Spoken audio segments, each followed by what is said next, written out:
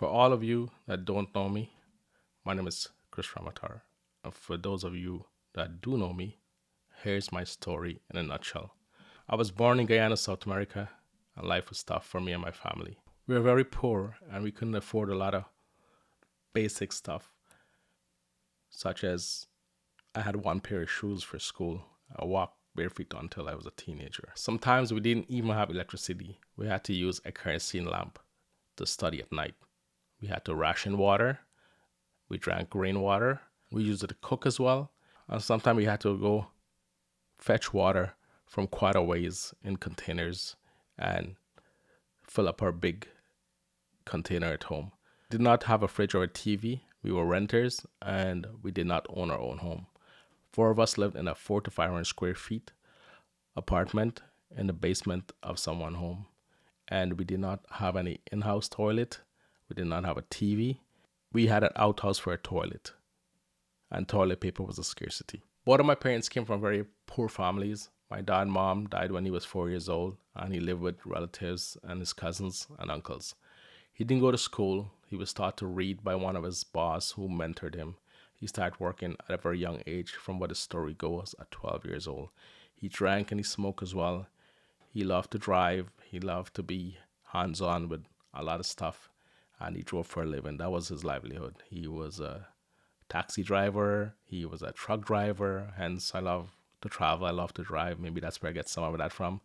My mom now, she lived in a very small village, way up in the country, and work alongside her brothers in the rice field, and they catch fish for a living. She lived in a home that was built with clay, zinc, and mud, and she had no formal education. But they were very loving, kind, hardworking people, and they instill that in us. And maybe today, that's who I've become. I'm honest, I'm hardworking, and I'm driven because I don't want to go back to a life where my parents went through a lot of hardship, myself, all the struggles I've gone through in life. I don't want to go there again. It made me what I am today. All the mold and all the hard work and love and nurturing and all the struggles we've gone through, it made me this person today, and I'm very grateful for that.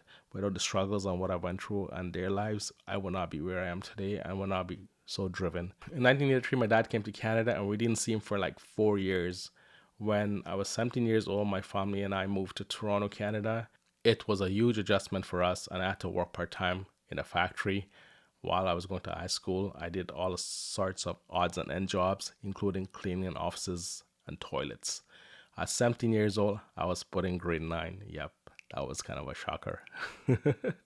Went to college and did 2 years of law enforcement. Did not graduate, did not finish high school either. I went to college as a mature student, and then I went back to high school and finished my grade 12. Then I went back to college and I finished my college education. I got my diploma. But I never quit on anything that I started. I always finished what I started.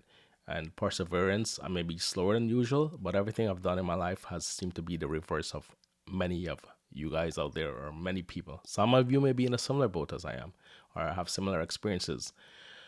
I worked as a security officer and in factories. I drove a truck. In 1999, I got married.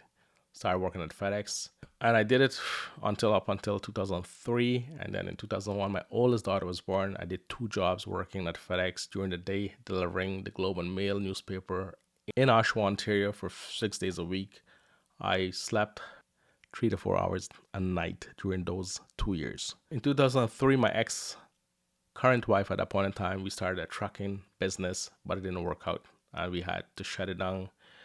In 2005, we had a driver who quit on us, truck crash.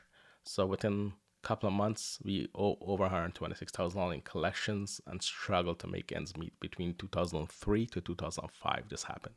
I must say, when we moved to Windsor, we bought a house in 2003, thinking that we would be in Windsor for the most part because the trucking company I work for was Thompson Emergency Freight in Windsor, Ontario.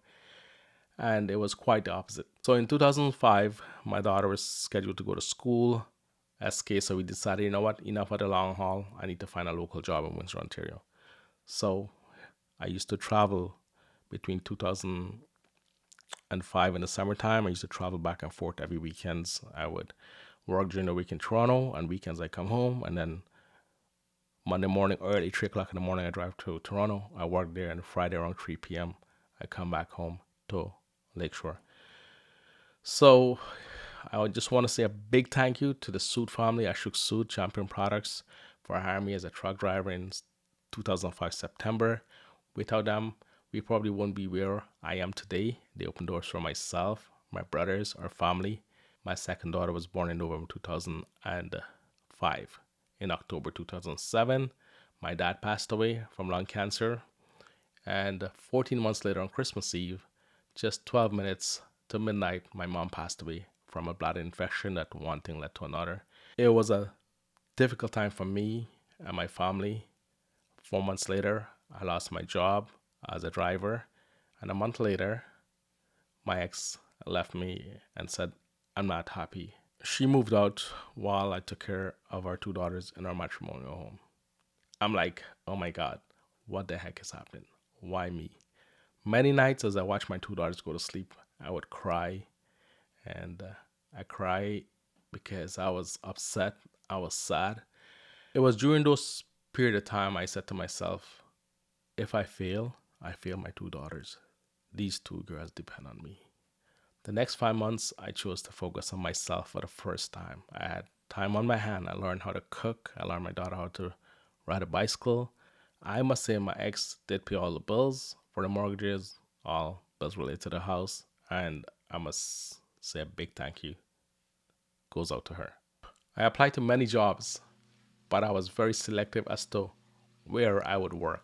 In September 2009, I got an amazing job as a campus police officer at a local university, University of Windsor. It was a dream opportunity for me and my family with great benefits, including free tuition for my whole family, as well as a pension and benefits. Shortly after, I was offered a job as a Toronto police officer because I was going through this both process at the same time. At that point in time, I declined. I chose to stay in Windsor simply because my brother had moved from Toronto to here. My kids had grown up here. The university career allowed me to spend more time with my family. I have a very great support system here and love for my friends and brothers and my family. The cost of living here in Windsor, Essex County was cheaper and it was safer to raise, and I didn't have to go and deal with all the rat race and the hustle and bustle in the big city. In May 2010, me and my two daughters moved in with my brothers. We sold our matrimonial home, which had a lien on it. I used the proceeds to pay off my collection and debts and borrow some money from my ex-in-law to settle all my outstanding debts. My credit score at that point in time was 491, yes. But I got a Capital One credit card. I started using it responsibly, paying it off as soon as I received my statement. I also bought a car. I started paying my car loan, even though the interest rate was 30% high. Yes, correct, you heard right. 30% interest rate. I had to make these sacrifices to get ahead in life. Worked and saved enough money to buy a home. I worked, and I saved.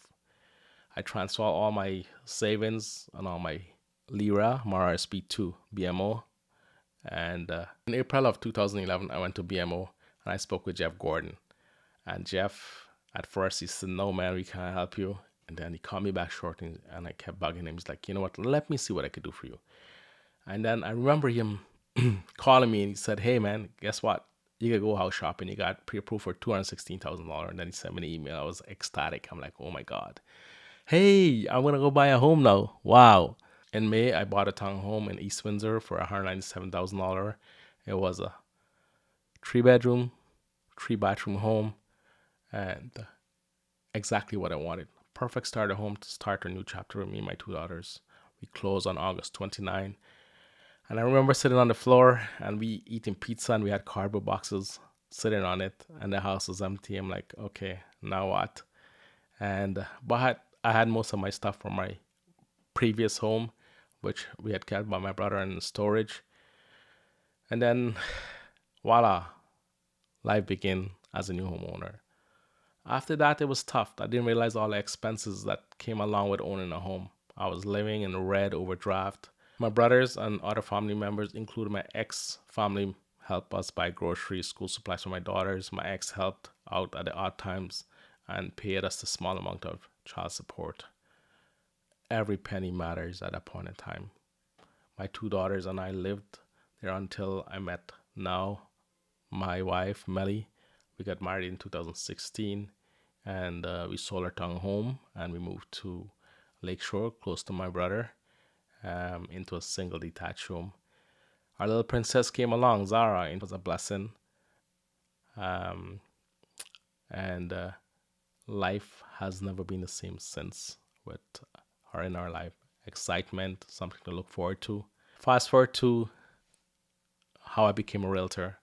I never thought I would become a real estate agent. In fact, it wasn't even on my radar. I love watching at homes, I love dreaming, but I never thought I would be the person that opened that door for my clients. I would be the agent that helped a lot of families.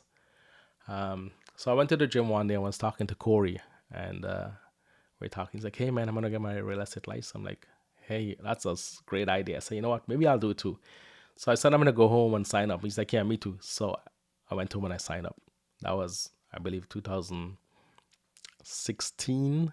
And on April 1st, 2017, at the young age of 47, I got my real estate license.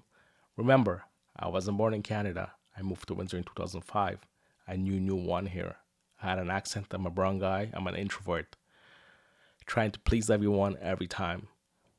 But what I learned during this whole process of growing up and all the challenges and obstacles I've overcome, when big challenges and changes happen in your life, you learn to adapt, to grow, and become tough. And I believe this guy that was reborn was a different Chris Ramatar.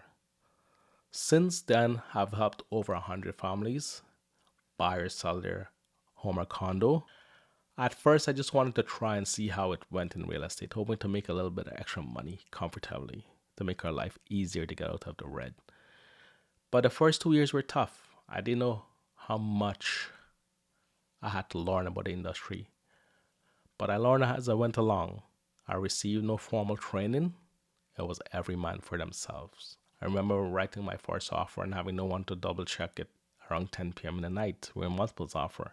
My first client was from out of town and ended up buying a home with me without even seeing it in person. But from that first home, I knew my heart was in the right place because it was never about the money. I was doing what's right for them, was doing what's right for my client, to be honest and give candid advice. And I always said to everyone I meet, I'm only gonna have you buy a home that I could see myself and my family living in. And meaning that it's in a safe neighborhood. We could go to sleep. I don't have to worry about anything. It's a solid home. And when the times come down the road, I want to resell it, you will not be at a loss. Obviously, I can't predict the economy if something drastic or dramatically happen. Ultimately, you make the choice. But my goal is to give you value, to educate you, and always treat your decision or your potential property like it's going to be me buying it and living there. And that's what I've built my foundation on: honesty, integrity, and always putting myself in your shoes. And I think it has done me well, and I will continue to be the same person. It will never be about the money. It will always going to be what's right for you. I didn't know what a CRM was, what to say to anyone, how to respond to them, to do any lead generation or any videos, etc. I learned through trial and error. There were a couple of agents that helped me, but they were busy with their own clients.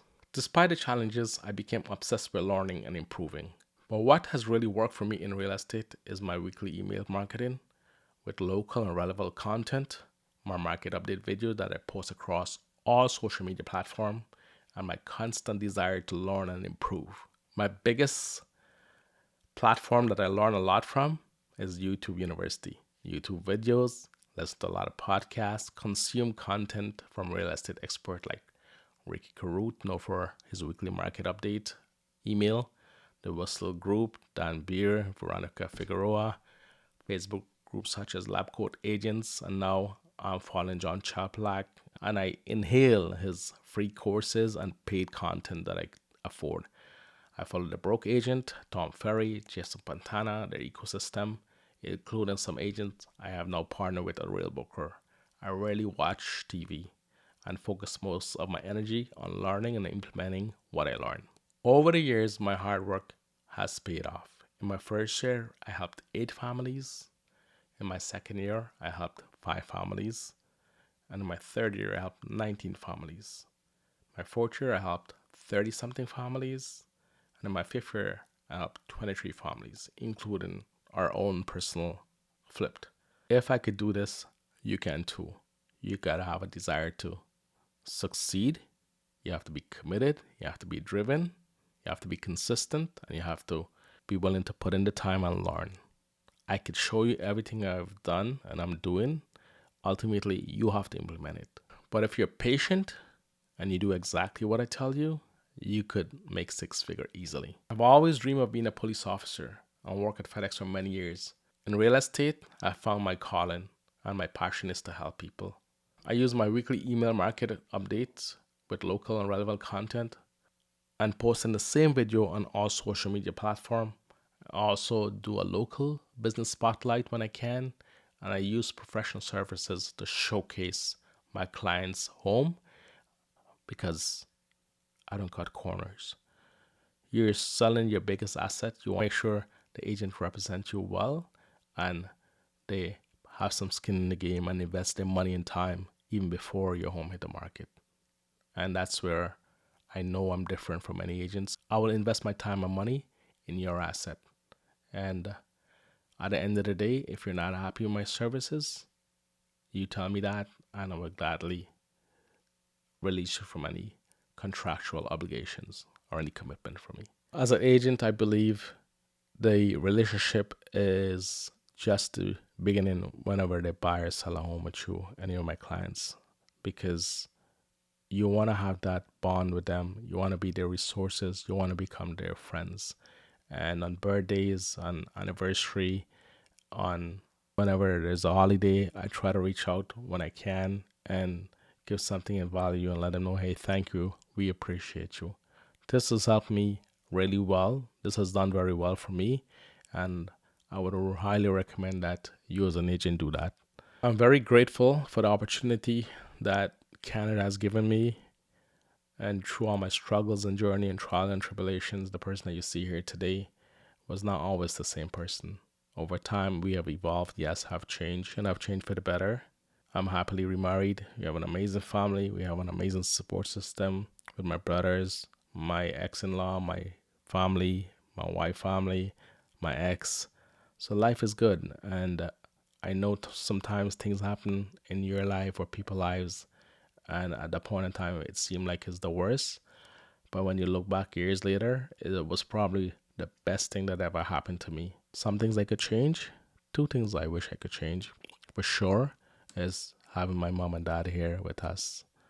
That would be the ultimate goal, to see and have them and to embrace and hug and tell them I love them. I can't change that. But if you take all the negative things that happen and put it in perspective, I still feel blessed every day. There are days where I feel I have battles and the battles start in my head and I feel like I'm not good enough and I don't have what it takes. But I always look back from where I was back in 2009, 10, 11. I was at a dark place. I was the lowest point in my life. And today, looking back, I'm in a good spot. Am I where I want to be? 75% yes. But I'm still writing my book. I'm still writing that chapter. And I will keep writing that chapter every day until it gets me to where I want to go. The chapter is not over yet. Our life is like a book. Every day is a chapter, is a page in your book. And I'll keep writing it.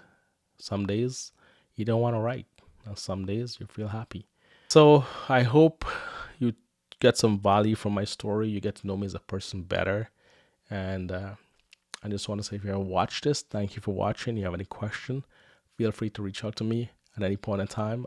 I like to answer any questions you have regarding my life or any business, anything whatsoever. Let me know. All right.